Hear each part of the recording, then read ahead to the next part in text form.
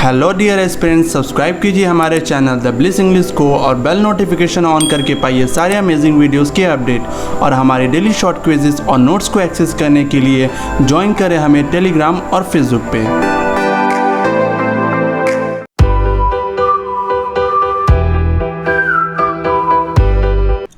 चलिए आइए चलते हैं अपने आर्टिकल की तरफ और समझते हैं आर्टिकल क्या होता है।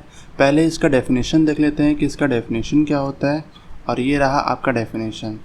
देखिए, आर्टिकल ए, एन तथा द को आर्टिकल कहते हैं हम लोग। यह किसी नाउन को इनडेफिनेट या डेफिनेट बनाने के लिए प्रयोग किया जाता है। ठीक है, इससे पहले समझते हैं कि ए कहाँ पर लगता है और एन कहाँ पर लगता है।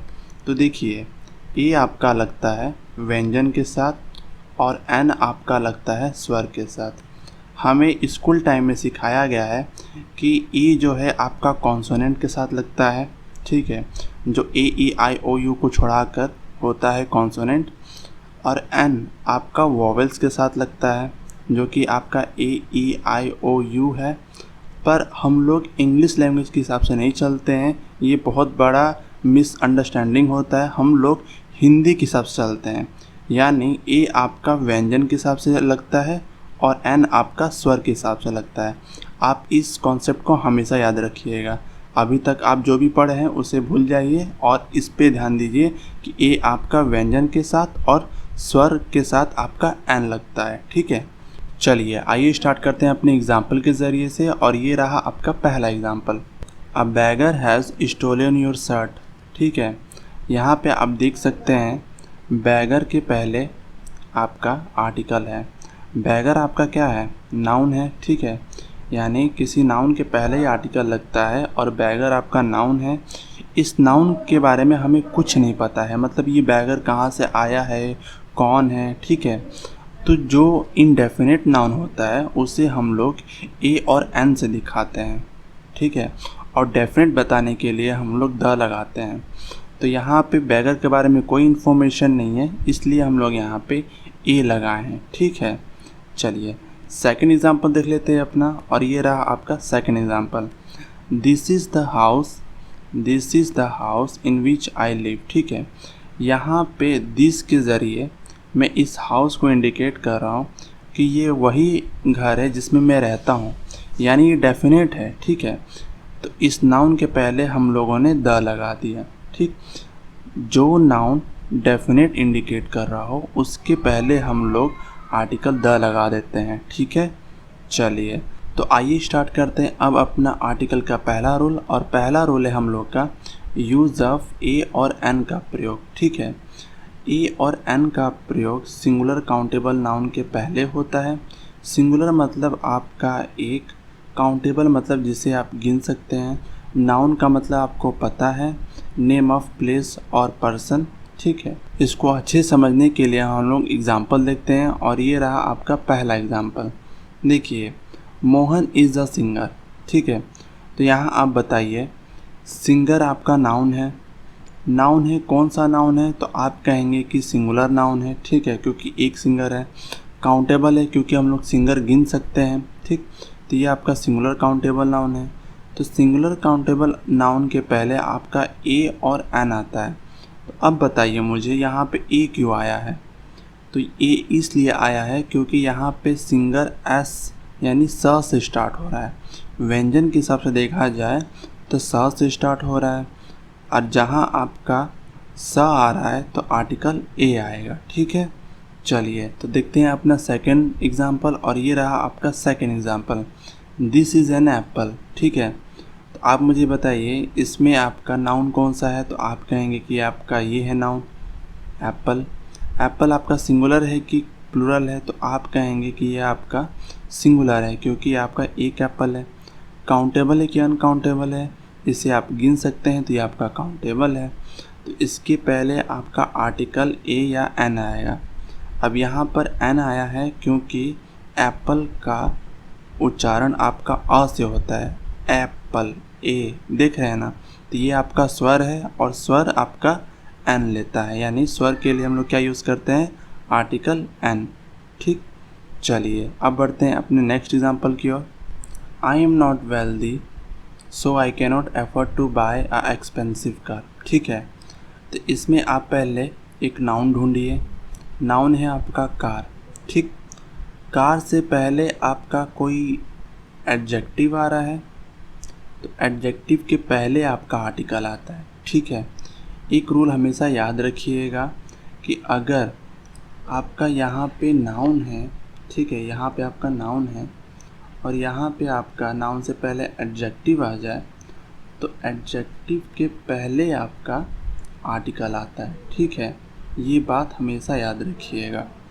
नाउन के पहले अगर आपका एडजेक्टिव आ जाता है तो एडजेक्टिव के पहले आपका आर्टिकल आता है। ओके, चलिए नेक्स्ट क्वेश्चन देखते हैं अपना।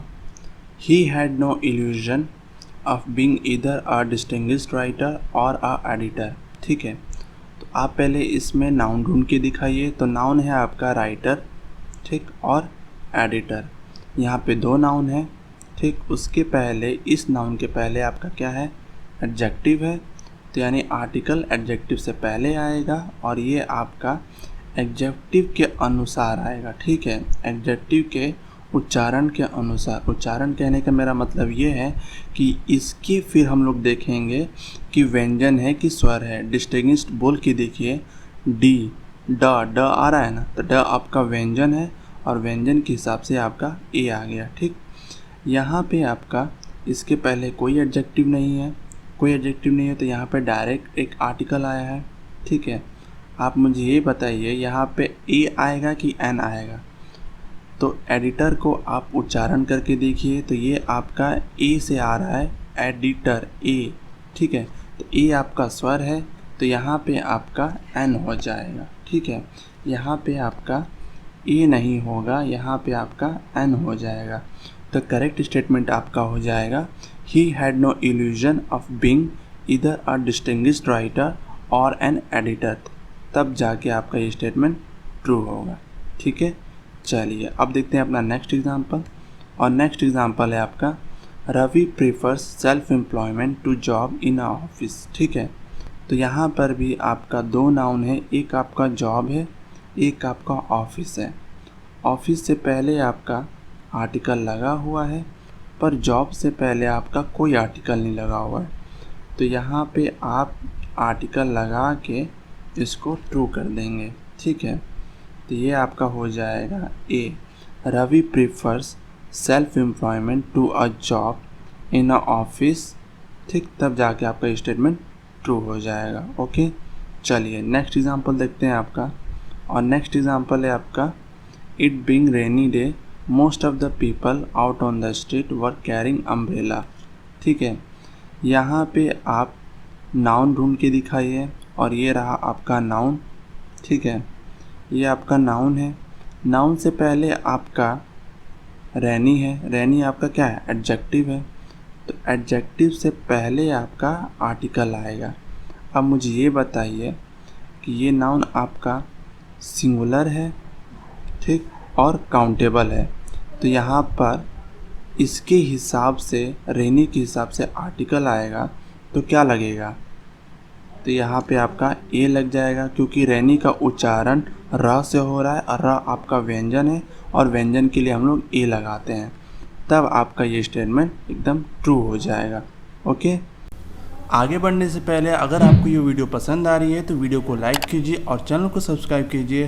और आप हमारे साथ टेलीग्राम पे जुड़ सकते हैं, नीचे लिंक डिस्क्रिप्शन में है। चलिए अब बढ़ते हैं अपने फिलर्स की ओर। हम लोग देख लेते हैं कुछ फिल इन द ब्लैंक्स। और ये रहा आपका पहला fill in the blanks, he is dash an unknown guy. ठीक है, तो यहाँ पे आपका ये गाय जो है आपका नाउन है, इसके पहले आपका एडजेक्टिव है, एडजेक्टिव से पहले आपका आर्टिकल आएगा, आर्टिकल का उच्चारण इसके हिसाब से होगा।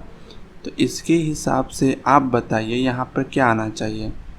इसका आंसर तो सबको पता होगा, आप लोग एन लगा देंगे, पर ये एन कैसे आया, अननोन, अ का उच्चारण यानी स्वर दिखा रहा है, इसलिए हम लोग यहाँ पे एन लगा दिए। ठीक है, तब जाके आपका ये स्टेटमेंट ट्रू हो जाएगा।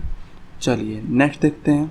नेक्स्ट है आपका, सी इज़ डैश एडुकेटेड गाय। ठीक है, तो यहाँ पे फिर आपका नाउन है, नाउन से पहले आपका एडजेक्टिव है।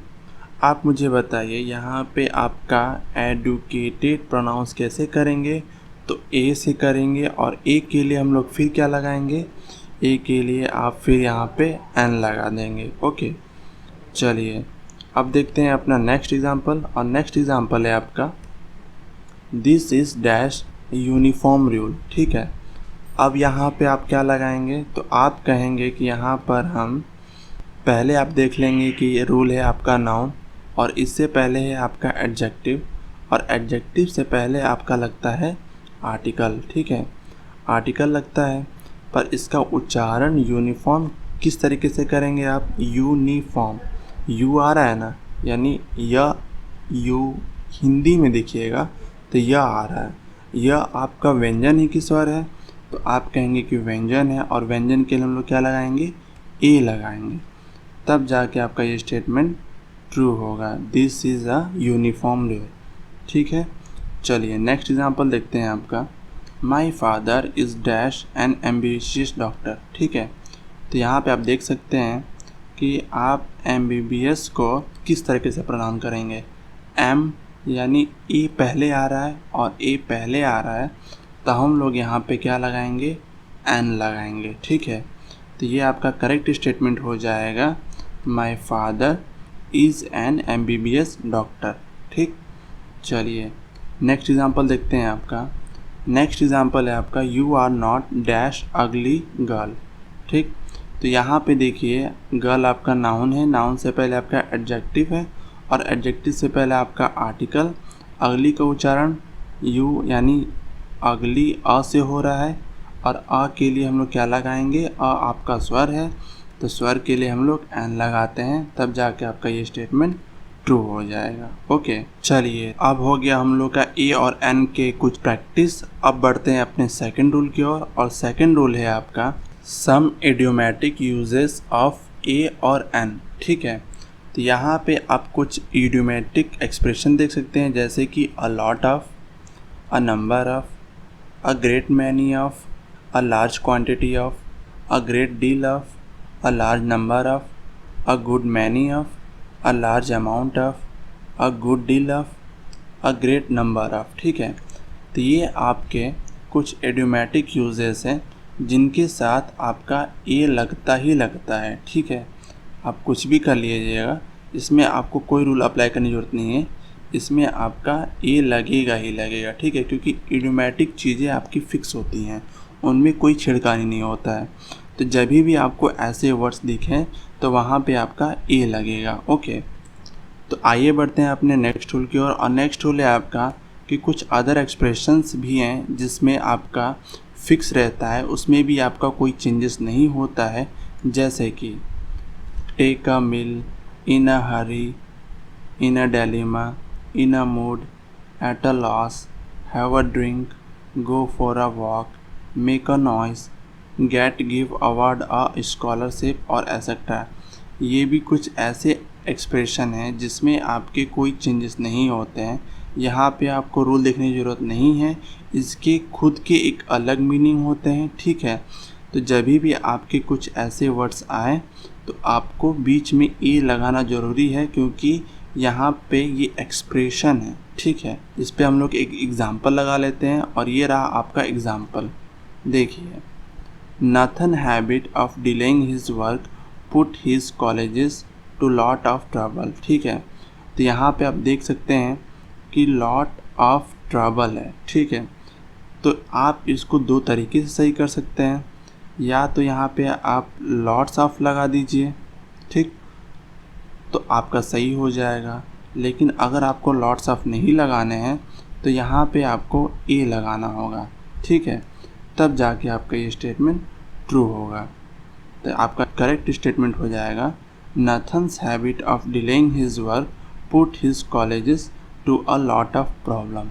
ठीक, तो बस फ्रेंड्स आज के लिए सिर्फ इतना ही। अगले वीडियो में हम लोग देखेंगे द के रूल्स एंड कॉन्सेप्ट के बारे में, तो उस वीडियो को मिस मत कीजिएगा, नीचे लिंक डिस्क्रिप्शन में है। और ये वीडियो पसंद आया तो वीडियो को लाइक कीजिए और चैनल को सब्सक्राइब कीजिए, और आप हमारे साथ टेलीग्राम पे जुड़ सकते हैं, उसका भी नीचे लिंक डिस्क्रिप्शन में है।